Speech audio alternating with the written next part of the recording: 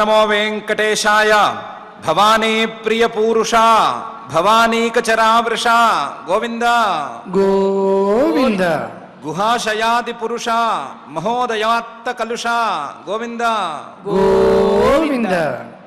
సర్వేషు దేహేషు చరాయ వాసినే సర్వేషు చిత్తేషు గిరౌ చ శాయినే సర్వేషు వేదేషు తదంతగామినే సర్వేషు భావేషు నమో వభాసినే అని భూతభౌతిక ప్రపంచ నిర్మాత అఘటిత ఘటనాపటు మాయాధిష్ఠాత అయిన శ్రీనివాస పరమాత్ముని భవస్వరూపంగా నమస్కరించుకుంటూ శ్రీశుకుల వారు ఉపదేశం చేసిన శ్రీమద్భాగవతం యొక్క అధ్యయన కార్యక్రమాన్ని మనం ప్రారంభించుకుందాము. ప్రారంభంలో యథాప్రకారం ఆచార్యుల వారితో కలిసి ప్రార్థనా శ్లోకాలను చదువుకుని మంగళాచరణం చేసుకుందాం. ఓం నమో వెంకటేశాయ. శ్రీ గురు ప్రార్థనా. గురుర్బ్రహ్మా గురుర్విష్ణు గురుర్దేవో మహేశ్వరః గురుః సాక్షాత్ పరం బ్రహ్మ తస్మై శ్రీ గురవే నమః. శ్రీనివాస ప్రార్థనా. స్వామితా భావితానాయ స్వామి పుష్కరిణీజుషే స్వామినే జగతాం కుర్వే శ్రీనివాసాయ తే నమః. అథ సంకల్పః. శ్రీమదాదివరాహ క్షేత్రే విరాజమానస్య నిత్యశుద్ధ బుద్ధ ముక్త స్వభావస్య లీలాగృహీత విగ్రహస్య శ్రీ పద్మావతీ జానేః అనుగ్రహేణ అస్మాకం సర్వేషాం బుద్ధిశుద్ధ్యర్థం విద్యాభివృద్ధ్యర్థం భక్తి జ్ఞాన వైరాగ్యాది తదనుకూల సర్వసంపత్సమృద్ధ్యర్థం శ్రీ పరమేశ్వర ప్రీత్యర్థం శ్రీమద్భాగవత పాఠం కరిష్యామహే. అస్య శ్రీమద్భాగవత స్తోత్ర మహామంత్రస్య నారద ఋషిః బృహతి ఛందః శ్రీకృష్ణః పరమాత్మా దేవతా బ్రహ్మ బీజం భక్తిః శక్తిః జ్ఞాన వైరాగ్యే కీలకం అస్మాకం శ్రీమద్భగవత్ ప్రసాద సిద్ధ్యర్థే పాఠే వినియోగః. ధ్యానం. నారాయణాత్రితనయాబ్జపదాభియుక్తా మిత్రాప్తవాక్య నివహామృతభూరిసిక్తాః వ్యాస ప్రసూత శుక గీత రవేషు సక్తాః నాకేషు భేచరత భాగవతేతి రక్తాః. శ్రీ గురుభ్యో నమః. పరమేశ్వరుడు సతీ అమ్మవారు దక్షయజ్ఞానికి వెళ్ళాలి అని కోరుకుంటున్నప్పుడు తన కోరికను తన మాటలతో పరమేశ్వరుడికి నివేదించినప్పుడు ఆవిడికి సమాధానం చెప్తున్నాడు.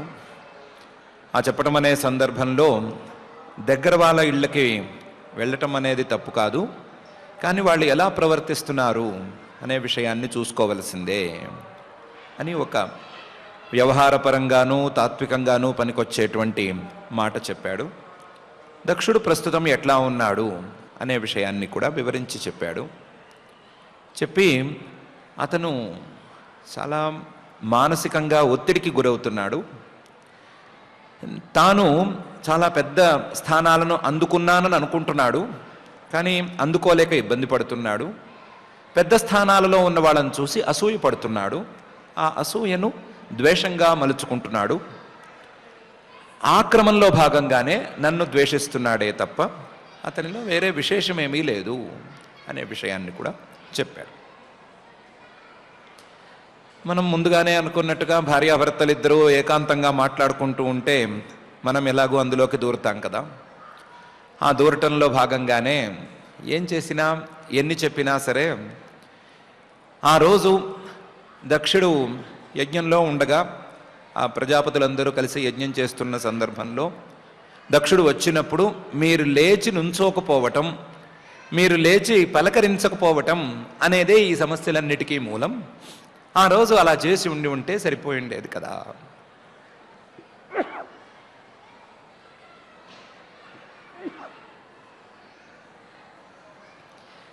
అని అనొచ్చు. దానికి సమాధానాన్ని పరమేశ్వరుడు చాలా అద్భుతంగా చెప్తున్నాడు 2 శ్లోకాల్లో.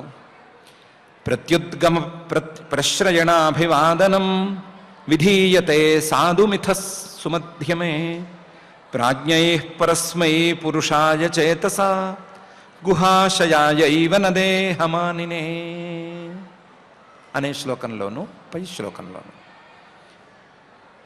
ఎవరు చెప్పారు నేను దక్షుడొస్తే లేచి నుంచోలేదని? నేనే కాదు, తత్వజ్ఞానులు, జ్ఞానులు, మహానుభావులు చాలామంది ఈ పనులు మానకుండా చేస్తారు. నేను ఆ రోజు ఈ పని చేశాను. ఏ పని చేశాను? ప్రత్యుద్గమ, లేచి నుంచున్నాను. ప్రశ్రయణం, వినయంగా ఉన్నాను. అభివాదనం, పలకరింపు, అది కూడా చేశాను. ప్రత్యుద్గమ, ప్రశ్రయణ, అభివాదనం విధీయతే, గొప్పవాళ్ళందరూ చేసి తీరుతారు. విధీయతే సాధు, చాలా చక్కగా కూడా చేస్తారు. మిగతా వాళ్ళు చేయలేనంత స్థాయిలో చేస్తారు. నేను కూడా చేశాను. విధీయతే సాధు సుమధ్యమే, అందమైన నడుము గలదానా ఓ సతీ, నేను ఆ రోజు లేచి నుంచోలేదు అని వీళ్ళు అంటుంటే నమ్మద్దు. నేను వినయంగా లేను అని ఎవరైనా చెబితే నమ్మద్దు. నేను ఆయన్ని పలకరించలేదు అని అంటే నమ్మద్దు. అవి జరిగినాయి. అవి ప్రాజ్ఞై సాధు విధీయతే, తత్వజ్ఞానులు ఇంకా చాలా చక్కగా చేస్తారు. అందువల్ల నేను తత్వజ్ఞానిని అనే నమ్మకం నీకుంది కాబట్టి నేను చక్కగా చేశాను అనే నమ్ము అని అన్నాడు. అదిలా కుదురుతుంది? చేస్తే సాక్ష్యం ఉండాలి కదా. లేచి నుంచుంటే సాక్ష్యం కనిపిస్తుంది కదా. నుంచోలేదు అని అక్కడ ఉన్నవారందరూ చెప్తుంటే లేదు నేను లేచి నుంచున్నాను అని ఓటరిస్తే ప్రయోజనమేముంది అంటే దానికి చెప్తున్నాడు, ఇవన్నీ దైహికంగా శారీరకంగా చేస్తారు లేదా శారీరకంగా చేశాను అని నేను అనటం లేదు. ప్రాజ్ఞై చేతసా విధీయతే, మనస్సుతోనే ఇవన్నీ చేశాను, మనస్సుతోనే ఇవన్నీ తత్వజ్ఞానులు చేస్తారు అని చెప్తున్నాను అని జోడించాడు. మనస్సుతోనే ఈ ప్రత్యుద్గమము లేదా ప్రశ్రయణము, అభివాదనము ఇవన్నీ నేను చేశాను. సాధువులు లేదా తత్వజ్ఞానులు ఇవన్నీ మనస్సుతో చేస్తారు. మనస్సుతో చేయటమే బాగా చేయటం, మిగతా వాళ్ళు చేయలేనంత స్థాయిలో చేయటం ఇది అని పరమేశ్వరుడు అన్నాడు. చేతసా సాధు విధీయతే అని. మరైతే మనస్సుతో మీరు ఇంత వినయంగా చేస్తే, మానసికంగా ఇంత మంచితనం అనేది మీకు ఉంటే, మానసికంగా వినయాన్ని ప్రదర్శించిన మాట అయితే మరి దక్షుడికి తెలిసి ఉండాలి కదా, ఎందుకు తెలియలేదు అంటే దానికి పరమేశ్వరుడు సమాధానం చెప్తున్నాడు. ప్రాజ్ఞై పరస్మై పురుషాయ విధీయతే గుహాశయాయ నతు దేహమానినే. తత్వజ్ఞానులు ఈ వినయాలు, ఈ నమస్కారాలు వీటన్నిటినీ కూడా ఎదురు దేహంలో ఉండేటువంటి పరమ పురుషుడికి, పరమాత్మకు చేస్తారు, పరమాత్మకు సమర్పించుకుంటారు. గుహాశయాయ, ఎదుటి వాళ్ళ మనసులలో ఉండేటువంటి ఆ పరమేశ్వరుడికి, ఆ పరమాత్మకి ఇవన్నీ చేస్తారు. అంతే తప్ప ఆ దేహాన్ని నేను అని భ్రమపడేటువంటి జీవుడికి చేయరు. గుహాశయాయ నతు దేహమానినే. ఈ దేహం నాది అని అనుకునేటువంటి జీవుడికి ఈ నమస్కారాలు వెళ్ళవు, చెందవు, చేయరు కూడాను. ఆ దేహంలో ఉండేటువంటి పరమాత్మకు చేస్తారు. ఆ పరమాత్మకు చాలా చక్కగా వినయంగా మనస్సుతో చాలా ఏకాగ్రంగా చేస్తారు. అలా నేను చేశాను. కాబట్టి ఒకవేళ దక్షుడికి తెలియలేదు అని అంటే ఆ దక్షుడు దేహాభిమానవంతుడై ఉండాలి. దేహమే నేను అని అనుకునేటువంటి భ్రమలతో నిండి ఉన్న చిన్నపాటి జీవుడై ఉండాలి. నా నమస్కారం అతన్ని చేరలేదు అంటే అతను పరమాత్మ కాకపోయి ఉండాలి. నేను పరమాత్మను అనే భావం కొంచెం కూడా ఆయనలో వచ్చి ఉండకపోవాలి. అందువల్ల ఆయనకి అందలేదు, ఆయనకి చెందలేదు అని పరమేశ్వరుడు చెప్పాడు. ప్రత్యుద్గమ ప్రశ్రయణ అభివాదనం విధీయతే సాధు మిథస్సుమధ్యమే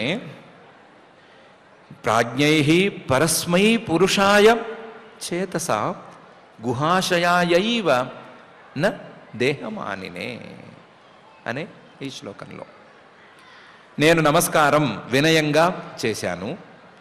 చేసే నమస్కారం మనస్సుతో శ్రద్ధగా ఏకాగ్రంగా చేశాను. కానీ చేసిన నమస్కారం ఆ శరీరంలో ఉండేటువంటి గుహాశయుడైన పరమాత్మకు చేశాను. పరమాత్మకు చెందేటట్లుగా చేశాను. నేనే కాదు, తత్వజ్ఞానులందరూ అదే పని చేస్తారు. కాబట్టి వాళ్ళ కోవలోనే నేను నమస్కారం చేశాను. ఆ నమస్కారాన్ని అందుకోలేకపోవటం అంటూ జరిగిందంటే అతనికి దేహాభిమానం తప్ప మరొకటి లేదు అని తేలిపోయినట్లే. అది నా తప్పు కానే కాదు. నా నమస్కారాన్ని అందుకోలేకపోవటం అనేది అతని న్యూనత కానీ పెట్టకపోవటం అనేది నా తప్పు కాదు అని చాలా తాత్వికంగాను అందంగాను పరమేశ్వరుడు ఈ శ్లోకంలో చెప్పి చూపిస్తున్నాడు. అసలు ఒకవేళ పెట్టే నమస్కారమే పరమాత్మకైతే, పరమాత్మను చేరేందుకే నమస్కారమే అయితే, ఆ నమస్కారం కోసం ఒక శరీరాన్ని ఎదురుగా పెట్టుకోవలసిన అవసరం మాత్రమే ఉంది.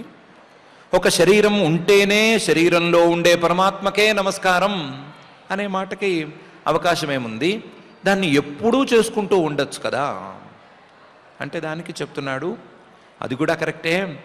సత్వం విశుద్ధం వసుదేవ శబ్దితం యదీయతే తత్ర పుమాన్ అపావృతః సత్వే చ తస్మిన్ భగవాన్ వాసుదేవో యథోక్షజో మే నమసా లేదా మనసా విధీయతే అని. నిజానికి ఇది అవసరం కూడా లేదు. ఒక శరీరం ఉండాలి, ఆ శరీరంలో ఏదో పరమాత్మ ఉన్నట్టుగా భావన చేయాలి, భావన చేసి ఆ పరమాత్మకు నమస్కారం చేసుకోవాలి అనేటువంటి అవసరం కూడా లేదు. ఎవరికి వారికి శరీరాలు ఉన్నాయి, ఎవరికి వారికి మనస్సులున్నాయి. ఎవరి వారికి ఉండేటువంటి ఆ మనస్సుకి, సత్వానికి విశుద్ధత, పరిశుభ్రత అనేది గనక ఏర్పడితే ఆ విశుద్ధమైనటువంటి మనస్సుకి వసుదేవ శబ్దితం, వసుదేవ అనేటువంటి శబ్దం, వసుదేవ అనేటువంటి పేరు ఏర్పడుతుంది. వసతి అస్మిన్ దేవ ఇది వసుదేవ. ఈ మనస్సులో దేవుడు చైతన్య రూపి అయినటువంటి పరమాత్మ నివసిస్తున్నాడు. ఆ నివసిస్తున్నాడు అనటానికి చిహ్నంగా మనస్సు విశుద్ధంగా ఉన్నది అని వసుదేవ అనే పేరు వస్తుంది దానికి. సత్వం శుద్ధం వసుదేవ శబ్దితం యదీయతే, ఇలాంటి శుద్ధమైనటువంటి మనస్సులో ఈయతే పరమాత్మ చక్కగా తిరగాడుతూ ఉంటాడు. యదీయతే, ఆ శుద్ధమైనటువంటి మనసులో పరమాత్మ స్పష్టంగా కనిపిస్తూ ఉంటాడు. యదీయతే తత్ర, ఆ మనసులోనే కనిపిస్తాడు, ఆ మనసులోనే తిరగాడుతూ ఉంటాడు. పుమాన్, పరమపురుషుడైనటువంటి ఆ పరమాత్మ అపావృత, తనను కప్పేటువంటి మాయ ఏదీ లేకుండా తన మాయ అనేటువంటి ఆవరణను చిన్నాభిన్నం చేసి చక్కగా వెలుగొందుతూ కనిపిస్తాడు, వెలుగొందుతూ తిరుగుతూ ఉంటాడు. యదీయతే తత్ర పుమాన్ అపావృత సత్వే చ తస్మిన్ భగవాన్ వాసుదేవ. ఇలా విశుద్ధమైనటువంటి మనస్సులో కనిపిస్తూ ఉంటాడు కాబట్టి, విశుద్ధమైన మనసులోనే తిరుగుతూ ఉంటాడు కాబట్టి, విశుద్ధమైన మనసులో వెలుగులీనుతూ ఉంటాడు కాబట్టి ఈయనకి వాసుదేవ అని పేరు. విశుద్ధమైన మనస్సుకి వసుదేవ అని పేరుంటే ఆ మనసులో కనిపించే, మనసులో వెలుగొందేటువంటి పరమాత్మకు వాసుదేవ అనే పేరు కద్దు. ఈ వాసుదేవ ఎప్పుడు కనిపిస్తాడు, ఎప్పుడు వెలుగొందుతూ ఉన్నట్లుగా కనిపిస్తాడు అంటే అధోక్షజుడుగా ఎప్పుడైతే ఉంటాడో అప్పుడు కనిపిస్తాడు. ఎప్పుడు ఈయన అధోక్షజుడవుతాడు అంటే ఆ జీవుడు తన ఇంద్రియాల ప్రవృత్తులనన్నిటినీ కట్టిపెట్టి, ఇంద్రియాలన్నిటినీ తొక్కేసి, అధహ అంటే కిందకి చేసినట్టు చేసేసి, తన ఇంద్రియాల ప్రభావాన్ని తన మీద పడకుండా చూడటం అనేటువంటి సాధన మొదలు పెడితే, ఆ సాధనలో కృతకృత్యుడవుతే గనక ఆ జీవుడి తాలూకు హృదయంలో ఉండే పరమాత్మ అధోక్షజుడవుతాడు. అధోక్షజుడైతే వెలుగొందుతాడు. అలాంటి అధోక్షజుడు మే నమసా విధీయతే, నా మనసులో ఎప్పుడూ ఉన్నాడు. అలాంటి అధోక్షజుడికి నేను ఎప్పుడూ నమస్కారం చేస్తూనే ఉంటాను. నాకేమీ మిగతా వాళ్ళలాగా మనస్సు కల్మషంగా ఉండటం అనేది లేనే లేదు. మనస్సు కేవలం నేను నా స్వతంత్రతగా తీసుకున్నటువంటి మనస్సు. నేను ఈ సృష్టిలో ఉండేటువంటి కొన్ని కార్యాలను నిర్వహించటానికి, భక్తజనాలను అనుగ్రహించటానికి తీసుకున్న మనస్సు. ఈ మనస్సులో ఏ రకమైనటువంటి మాలిన్యాలను నేనేమీ ఉంచుకోలేదు. నా మనస్సు పరిశుద్ధంగా ఉంది. మనస్సులో నా స్వస్వరూపమైనటువంటి పరమాత్మ చక్కగా వెలుగునినుతూనే ఉన్నాడు, తిరుగాడుతూనే ఉన్నాడు. ఆ పరమాత్మను నేను నిరంతరం ప్రత్యక్షంగా చూస్తూనే ఉన్నాను. నా తత్వాన్ని నేను ఎప్పుడూ మరిచిపోలేదు. నా తత్వాన్ని నేను ఎప్పుడూ చూడకుండా లేను. అలాంటి తత్వానికి ఏ నమస్కారం చేయాలో, ఎలాంటి నమస్కారం చేయాలో అలాంటి నమస్కారం నేను చేస్తూనే ఉన్నాను. నమస్కారం నిరంతరం చేస్తూ ఉండేటువంటి నన్ను ఏదో ఫలానా సందర్భంలో నమస్కారం చేయలేదు అని ఎవరు మాత్రం ప్రశ్నిస్తారు? ఎలా ప్రశ్నిస్తారు? నమస్కారం నిరంతరం సాగేటువంటి ప్రక్రియ నాది. నమస్కారం అనేది పరమాత్మకు చేరే ప్రక్రియ. నమస్కారం అనేది పరమాత్మను కనిపెట్టేటువంటి ప్రక్రియలలో ఒక ప్రక్రియ. అది నాకు నిరంతరం సాగుతూ ఉంటే చేయలేదు అనే కంప్లైంట్ ఎక్కడి నుంచి వస్తుంది?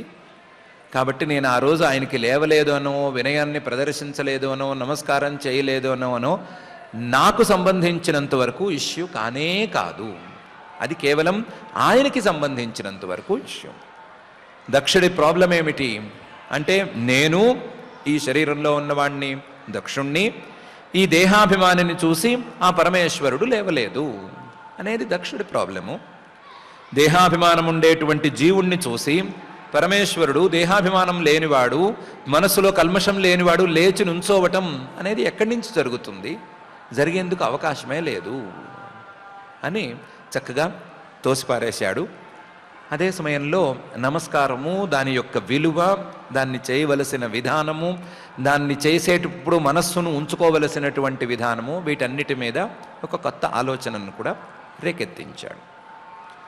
సత్వం విశుద్ధం వసుదేవ శబ్దితం యదీయతే తత్ర పుమాన్ అపావృతః సత్వే చ తస్మిన్ భగవాన్ వాసుదేవ హి అధోక్షజో మే నమసా విధీయతే అనే ఈ శ్లోకంలో కూడా మొత్తం మీద నేను చెప్పదలుచుకున్నది ఇంతే. తత్తే నిరీక్ష్యో న పితాపి దేహకృత్ దక్షో మమద్విట్టదనువ్రతాశ్చయే యో విశ్వసృగ్యజ్ఞగతం వరోరుమాం అనాగసం దుర్వచసా కరోత్తిరః అనే నేను చెప్పదలుచుకున్నాను అని తేల్చి చెప్పాడు. తత్ అందువల్ల తే నీకు సంబంధించినంత వరకు పితాపి నీ తండ్రి అయినా సరే, దేహకృత్ నీ ఈ శరీరానికి కారణం అయినా సరే, ఆ దక్ష న నిరీక్ష్య ప్రస్తుతం ఉన్న పరిస్థితుల్లో ఆయన్ని నువ్వు లెక్క చేయకూడదు. ఆయన ఏదో యజ్ఞం చేస్తున్నాడు, లేదా వాళ్ళ ఇంట్లో మంగళకార్యం ఏదో జరుగుతోంది, నేను వెళ్ళాలి అని అనుకోవటం కాదు. అసలు ఆయన గురించి ప్రస్తుతం నువ్వు ఆలోచించకూడదు. మమద్విట్, ఎందుకంటే పరమేశ్వరుణ్ణైన నన్ను అతను ద్వేషిస్తున్నాడు. పరమేశ్వరుణ్ణి ద్వేషించే వారితో నీకెందుకు సహవాసం? మమద్విట్ తదనువ్రతాశ్చయే, కొంతమంది ఆయన వెంట చేరారు, కొంతమంది ఏదో ఆయనే కరెక్టు అంటున్నారు, ఆయన వెంటే ఉంటామంటున్నారు, ఆయన తరపున ఏవేవో పనులు చేస్తున్నారు. చేసుకొని కానీ వాళ్ళ జోలికి నువ్వు వెళ్ళొద్దు. అసలు వాళ్ళ గురించి ఆలోచించవద్దు. దక్షో మమద్విట్ తదనువ్రతాశ్చయే. వాళ్ళు నన్ను ద్వేషిస్తున్నారు అనటానికి చిహ్నమేమిటి అంటే, ఆ దక్షుడు యహ విశ్వసృగ్యజ్ఞగతం వరోరుమాం. ఓ సతీదేవి, ఆ ప్రజాపతుల తాలూకు యజ్ఞానికి సత్రయాగానికి వెళ్ళినప్పుడు నన్ను అనవసరంగా అనాగసం ఏ తప్పు చేయకుండానే తిరస్కరించాడు.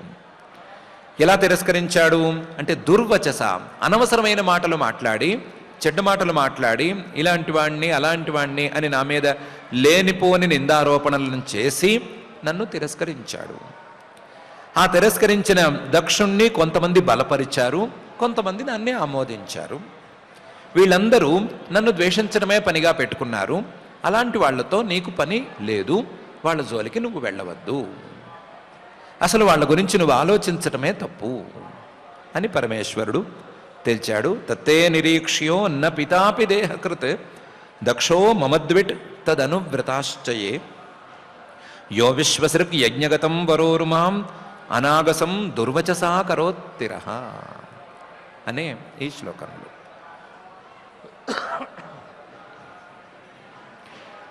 ఇలాంటి సందర్భాల్లో ఇలా ఆయన గురించి ఆలోచించొద్దు, ప్రస్తుతానికి ఆయన గురించి ఆలోచించకపోవటమే మంచిది, ఇలాంటి కొంచెం మృదువైన మాటలను చెప్తే సరిగా అర్థం అవ్వచ్చు, అర్థం కాకపోవచ్చు.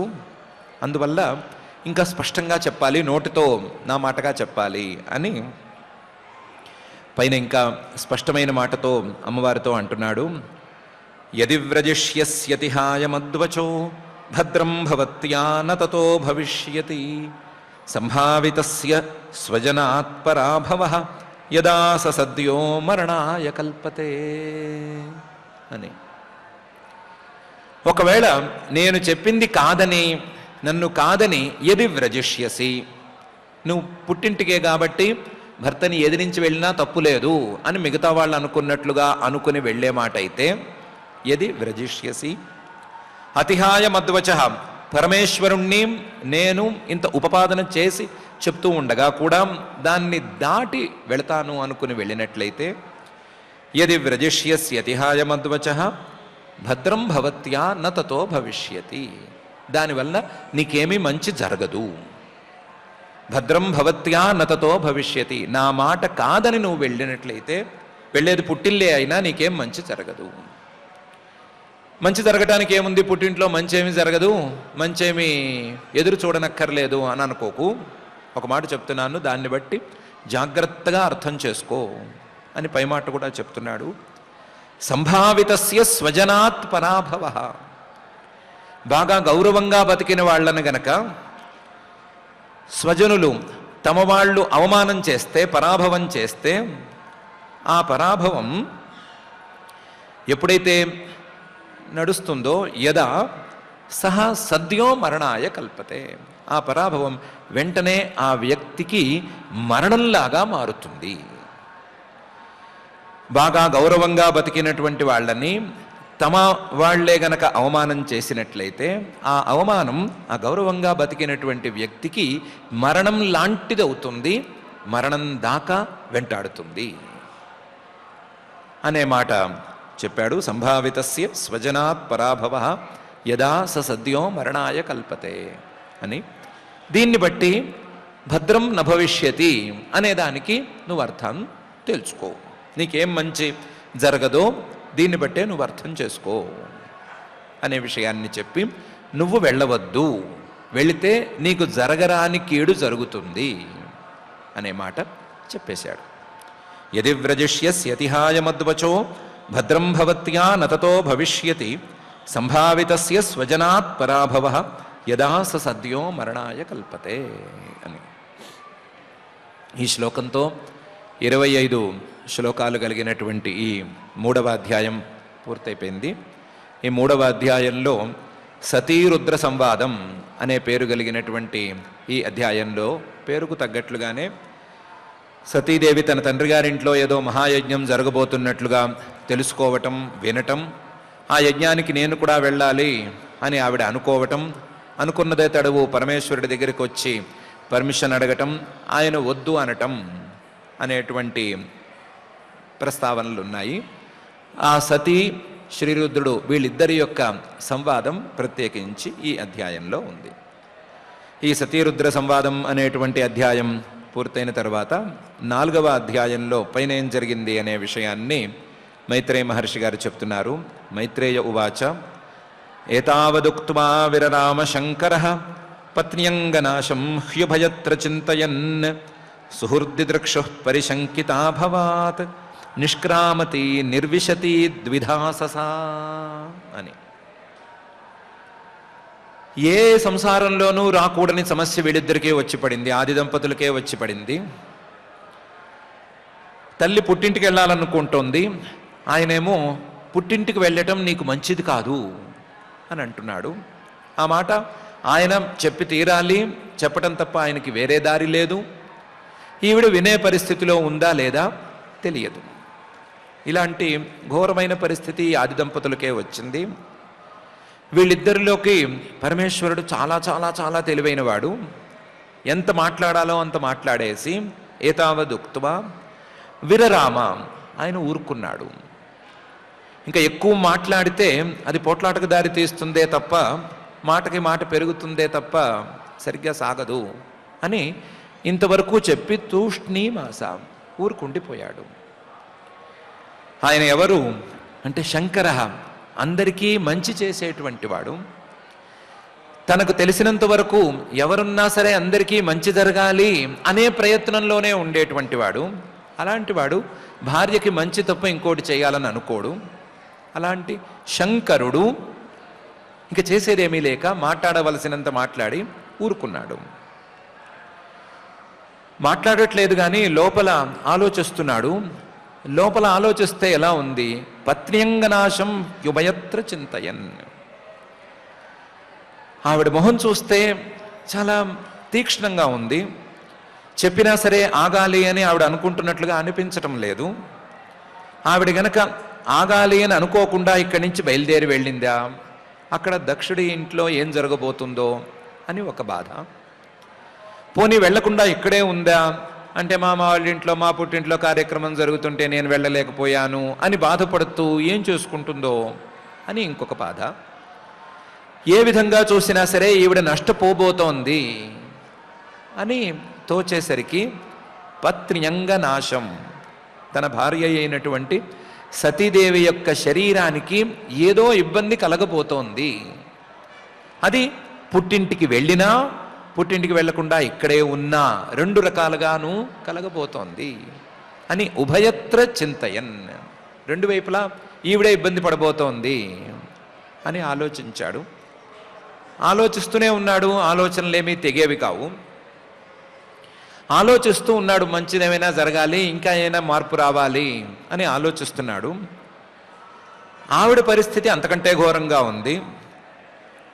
ఆవిడ తన భర్త చెప్పింది వినాలి అని అనుకుందామా, లేకపోతే తనకు తోచినట్లుగా తన వాళ్ళు, సొంత వాళ్ళు, బంధువులు అందరూ ఒక చోట చేరారు, వాళ్ళందరినీ చూద్దామనుకుందామా అని తేల్చుకోలేకపోతోంది.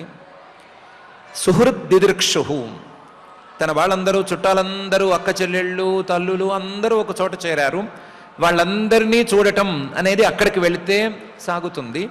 కాబట్టి సుహృద్దిదృక్షు అనేదానికి ఓటేద్దామా, లేకపోతే పరిశంకితా భవాత్, ఎప్పుడూ అడిగింది కాదన్నవాడు కాదు ఈయన, చాలా ప్రేమగా చూసుకుంటున్నవాడు, చాలా ప్రేమగా తన శరీరం తాలూకు అర్ధభాగంలో ఉంచుకున్నవాడు, ఈయన చెప్పింది కాదనకుండా ఉందామా అనే సంగతి తేలటం లేదు. సుహృద్దిదృక్షు పరిశంకితా భవాత్, ఈ రెండు భావాలు ఏమిటి గట్టిగా ఊపేస్తున్నాయి. ఊపేస్తుంటే ఎప్పుడెప్పుడైతే సుహృద్దిదృక్షు తన వారిని చూడాలి అని అనిపిస్తోందో, అనిపించిన వెంటనే గుమ్మం దాటి అవతల వైపు వెళ్ళిపోతోంది. నిష్క్రామతి, గుమ్మం దాటేస్తోంది. గుమ్మం దాటిన తర్వాత అయ్యో ప్రియుడైనటువంటి భర్త వద్దని చెప్తే మనం వెళ్ళటమేంటి అని అనిపించి ఆ భావం ఒకసారి పైకి లేచేసరికి నిర్విశతి, మళ్ళీ దాటిన గుమ్మం వెనక్కి అడుగు వేసి ఇంట్లోకి వచ్చేస్తుంది. నిష్క్రామతి నిర్విశతి, అడుగు బయటికి వేస్తుంది, వేసిన అడుగును నిలబెట్టుకోలేక మళ్ళీ వెనక్కి వస్తుంది. వెనక్కి వచ్చిన తర్వాత కూడా ఇక్కడ నిలబడలేక మళ్ళీ అడుగు బయటకేస్తుంది, మళ్ళీ లోపలికి వస్తుంది.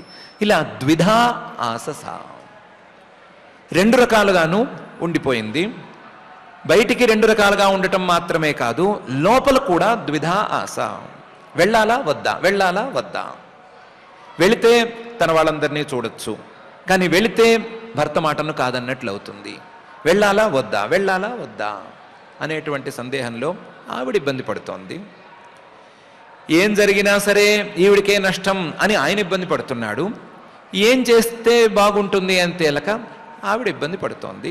ఇలా ఇద్దరూ ఇబ్బంది పడుతున్నారు. ఏతావదుక్త్వా విరరామశంకరః పత్న్యంగనాశం హ్యుభయత్ర చింతయన్ సుహృద్దిదృక్షు పరిశంకితాభవాత్ నిష్క్రామతి నిర్విశతి ద్విధాసస అని ఈ శ్లోకంలో వాళ్ళిద్దరి పరిస్థితిని మైత్రేయ మహర్షి గారు చెప్తున్నారు. కానీ ఈ లోపల సతీదేవే ఒక నిర్ణయానికి వచ్చింది. ఏమని నిర్ణయానికి వచ్చింది? వెళ్ళాల్సిందే అనే నిర్ణయానికి వచ్చేసింది. ఆ నిర్ణయానికి వచ్చే ముందు సహజంగా అందరికీ వచ్చినట్లుగానే తన భర్త పరమేశ్వరుడి మీద కోపం వచ్చింది. ఎందుకు కోపం వచ్చింది అంటే, నేను వెళ్ళాలి అని అనుకుంటే నువ్వు అడ్డుపడతావా, నేను వెళ్ళాలి అనుకుంటే నేను వెళ్ళకూడదు అనటానికి కారణాలు చెప్తావా అని కోపం వచ్చింది. ఆ నిర్ణయం, ఆ కోపం ఈ రెండిటిని ఎలా చూపించింది అని పై శ్లోకంలో చెప్తున్నారు. సుహృద్దిదృక్షా ప్రతిఘాత దుర్మనాః స్నేహాద్రుదత్యశ్రుకలాతి విహ్వలా భవం భవాన్యప్రతిపూరుషం వృషా ప్రధక్ష్యతి వైక్షత జాతవే పథు అని. ఆవిడ సుహృద్దిదృక్షా ప్రతిఘాత దుర్మనాః, తన వాళ్ళందరినీ చూడాలనుకుంది. సుహృద్దిదృక్ష, ఆ చూడాలనుకున్న దాన్ని పరమేశ్వరుడు అడ్డగించాడు, పరమేశ్వరుడు దానికి అడ్డం కొడుతున్నాడు అని అనుకుంటోంది. పరమేశ్వరుడు నాకు ఇష్టమైన వాడు, నన్ను ఇంత ప్రేమగా చూస్తున్నవాడు ఎందుకు అడ్డుకుంటున్నాడు అని ఆ విషయంలో కారణం తేలక దుర్మనాహ, మనసంతా వికలమైపోయింది ఆవిడికి. కానీ అదే సమయంలో పోనీ ఆయన వద్దంటున్నాడు కదా, ఆగుదాము అని అనిపించట్లేదు. ఎందుకంటే చిన్నప్పటి నుంచి తాను పెంచుకున్నటువంటి పుట్టింటి వారి మీద ప్రేమ అనేది ఆవిడ్ని అలా ఆలోచించనివ్వటం లేదు. వాళ్ళ మీద స్నేహం, వాళ్ళు చిన్నప్పటి నుంచి వాళ్ళు చేసిన ముద్దులు, అక్కలు చేసిన ముద్దులు, పిన్నులు చేసిన ముద్దులు, తల్లిలు చేసిన ముద్దులు, ఇవన్నీ గుర్తొచ్చేసరికి స్నేహాత్ రుదతి, ఏడుపు వచ్చేస్తోంది, ఏడుపు తన్నుకొస్తోంది. స్నేహాత్ రుదతి అశ్రుకల, ఆ ఏడుపు కేవలం లోపలే కాదు బయటికి కూడా అశ్రుబిందువుల రూపంలో తన్నుకొచ్చేస్తోంది. అతి విహ్వల, ఇవన్నీ కలిసేసరికి అతి విహ్వల, మనిషి కుదురుగా ఉండటం లేదు. మనిషి లోపలంతా కకావికలమైపోయి ఇబ్బంది పడుతోంది. అదే సమయంలో జాత వేపథు, వాళ్ళంతా కూడా వణికిపోతోంది. వాళ్ళంతా వణికిపోతూ ఏడుస్తూ ఏ కన్నీరు కారుస్తూ మనసంతా చిందరవందర చేసుకుని, నేను వెళదాం అనుకుంటే ఈయన ఎందుకు ఆపాలి, నేను వెళదాం అనుకుంటే ఈయన ఎందుకు తప్పు చెప్పాలి అని అనుకుంటూ ఆవిడ చాలా బాధపడుతోంది. బాధపడుతూ వెళ్ళాలి అని నిర్ణయం తీసుకునేటప్పుడు ఒక మంచి పని చేసింది. ఏమని చేసింది అంటే, అప్రతిపూరుషం, ఆయనతో సమానమైన వాడు మరొకడు లేనే లేడు, ఆయనకంటే అధికుడు అనేవాడు అసలు ఈ సృష్టిలో సమస్యే లేదు. అలాంటి ఆ పరమేశ్వరుణ్ణి, భవం, ఈ జగదుత్పత్తికి కారణమైనటువంటి ఆ పరమేశ్వరుణ్ణి, భవాని ఆ పరమేశ్వరుడి యొక్క భార్య అయి ఉండి కూడా రుష కోపంతో చూసింది. చాలా కోపంగా చూసింది. నాకు అడ్డం పడతావా అని కోపంగా చూసింది. ఎంత కోపంగా చూసింది అంటే, ప్రధక్ష్యతీవ ఐక్షత, ఈవిడ చూసే చూపులకి ఆ పరమేశ్వరుడు కాలిపోతాడేమో, ఆయన్నే కాల్చేసేస్తుందేమో అన్నంత స్థాయిలో కోపంగా చూసింది.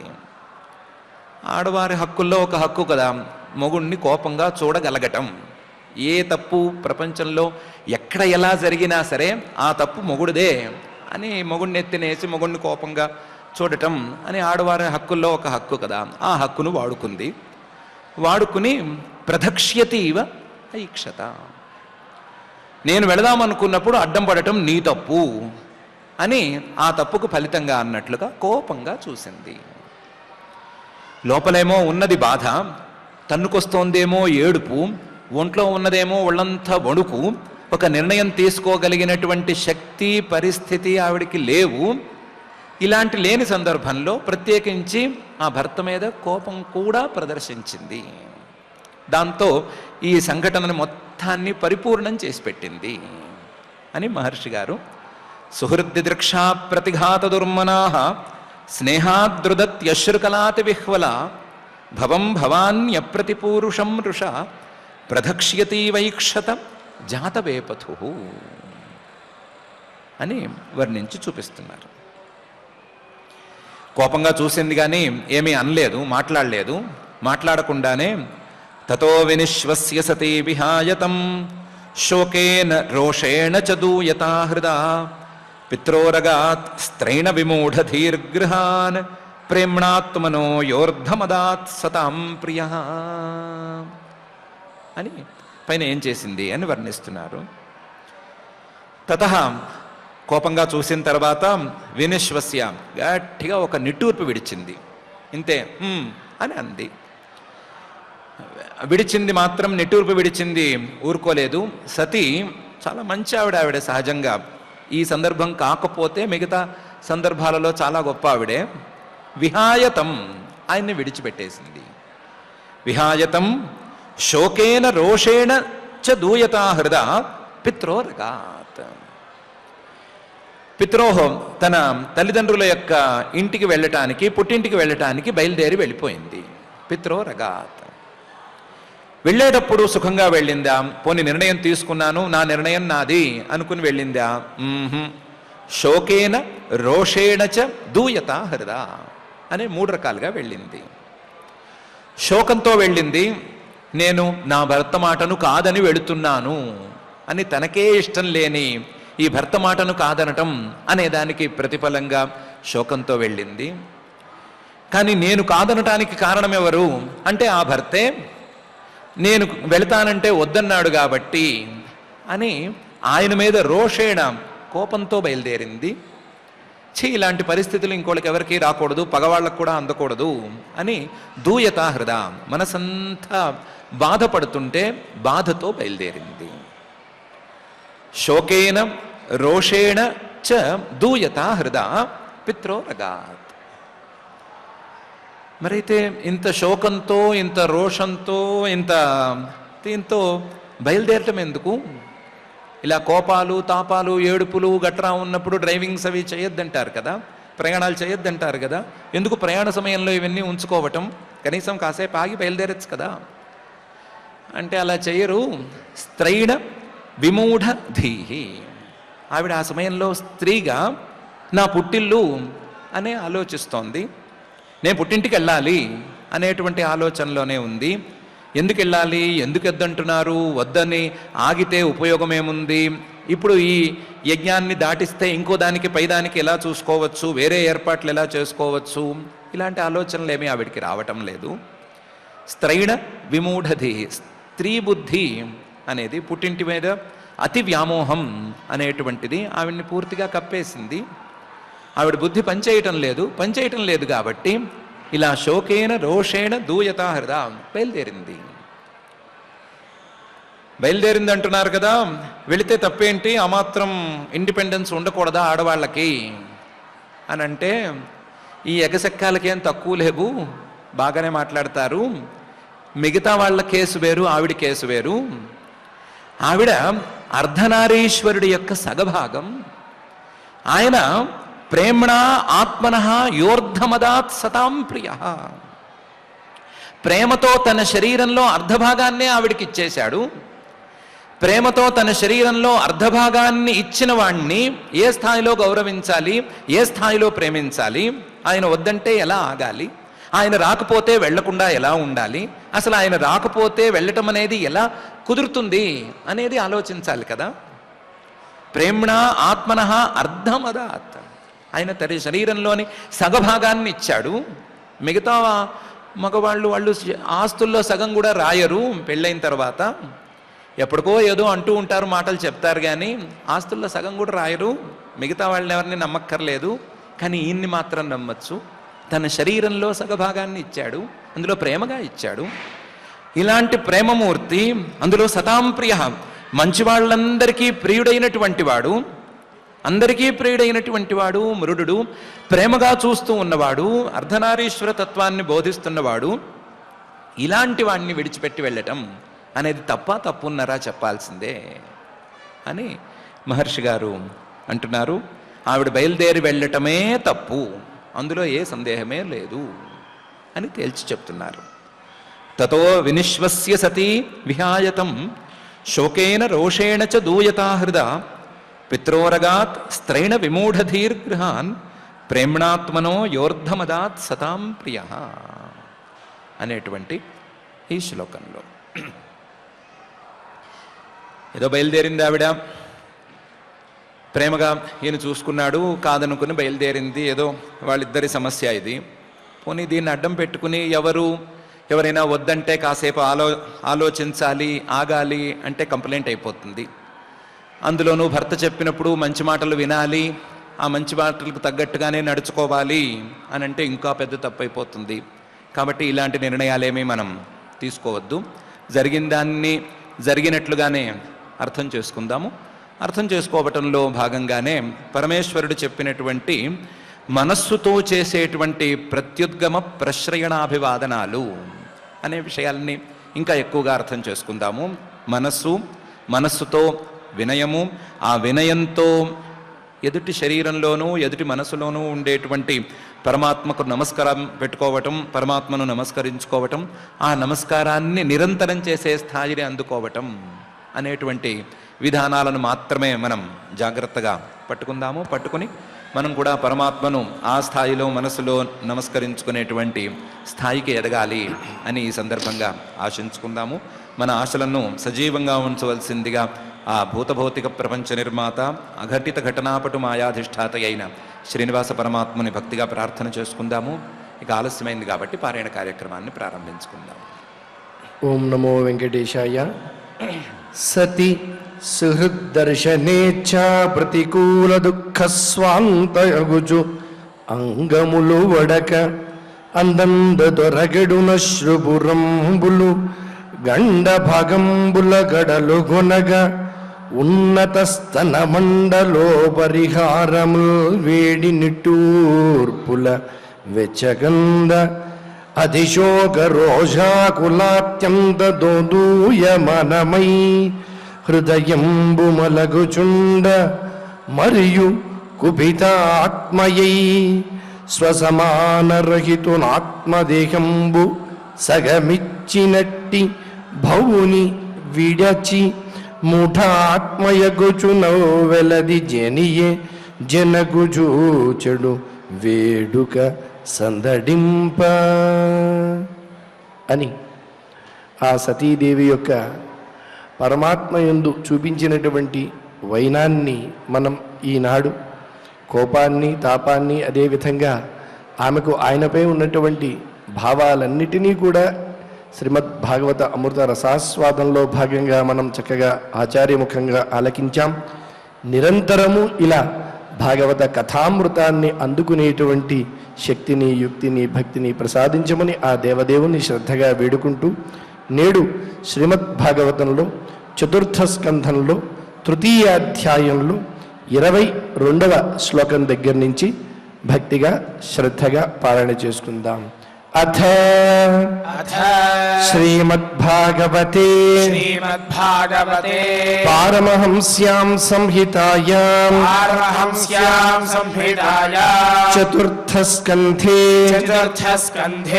తృతీయాధ్యాయే శ్లోకాః ప్రత్యుద్గమ ప్రశ్రయణాభివాదనం విధీయతే సాధుమితః సుమధ్యమే ప్రాజ్ఞైః పరస్మై పురుషాయ చేతసా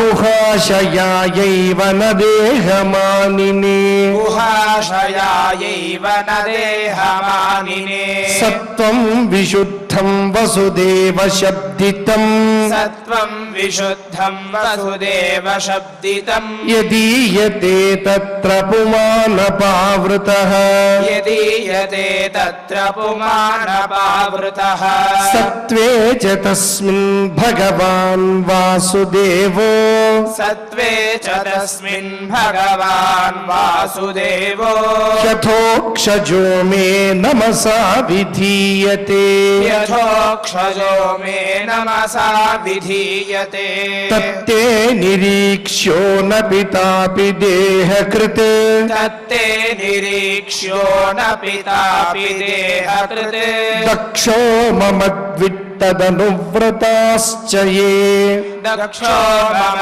द्वित्तदनुव्रताश्च ये यो विश्वसृग्यज्ञगतं वरोरुमा यो विश्वसृग्यज्ञगतं वरोरुमा अनागसं दुर्वचसा करोत्तिरः अनागसं दुर्वचसा करोत्तिरः यदि व्रजिष्यस्यति हाय मद्वचो यदि व्रजिष्यस्य विहाय मद्वचो भद्रं भवत्या न ततो भविष्यति भद्रं भवत्या न ततो भविष्यति सम्भावितस्य स्वजनात् पराभवो सम्भावितस्य स्वजनात् पराभवो यदा स सद्यो मरणाय कल्पते यदा स सद्यो मरणाय कल्पते इति श्रीमद्भागवते श्रीमद्भागवते पारमहंस्यां संहितायां पारमहंस्यां संहितायां चतुर्थस्कन्धे चतुर्थस्कन्धे తృతీయోధ్యాయః तृतीयोऽध्यायः భక్తి శ్రద్ధలతో పారాయణ కార్యక్రమాన్ని పరిపూర్ణం చేసుకున్నాం. ఇప్పుడు అందరం కూడా క్షమాప్రార్థన దగ్గర నుంచి మంగళాంత శ్లోకం వరకు పఠించి మంగళాంతంగా నేటి అధ్యయన కార్యక్రమానికి పరిసమాప్తిని పలుకుదాం.